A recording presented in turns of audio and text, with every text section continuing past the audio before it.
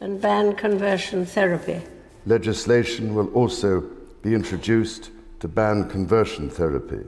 A draft bill will be brought forward to ban conversion practices. 2 Queen's speeches under the Conservatives, a Labour King's speech, and this government's manifesto have promised to ban gay conversion practices, also known as gay conversion therapy. The practice is described as any attempt to change, cure or suppress a person's sexual orientation or gender identity. It's still legal in the UK.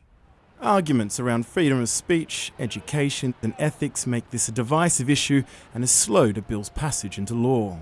How it interacts with faith, another stumbling block for lawmakers, evident in the division among some parts of Christianity.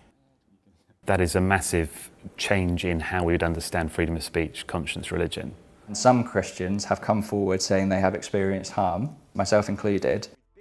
Living Out is a Christian charity. They say their work helps people, churches and society talk about faith and sexuality. For LGBT+ Christians, they promote abstinence or marrying the opposite sex.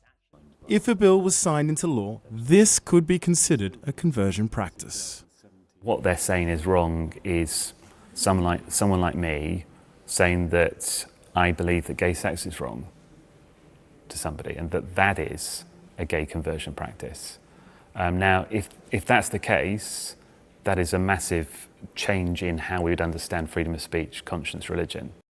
In a draft seen by Sky News, it is defined as any practice to A. change a person's sexual orientation or gender identity, or B. suppress a person's expression of sexual orientation or gender identity.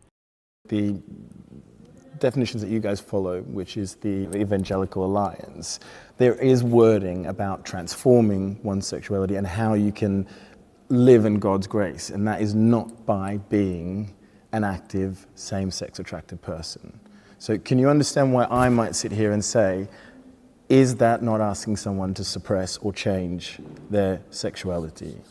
If suppression is saying to me, as I think Jesus says to me, you should not be in a same-sex relationship with another man, if that's suppression, Living Out is guilty of suppression in repeating the instruction that Jesus Christ gives to his people that sex is marriage between a man and a woman. The Living Out website offers articles, podcasts, testimonials and teaching courses. Living Out were probably the place that my type of church would direct people to engage with questions of sexuality. Struggling with his faith and sexuality, Simon became involved with the organisation, but didn't get the help he'd hoped for.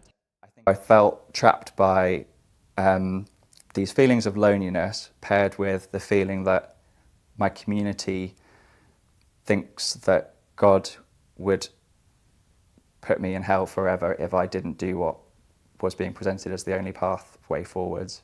Shouldn't we allow Christians to be able to sort of teach this and say, marry a woman or abstain? No one is telling Christians that the law is going to stop them from believing one thing or another.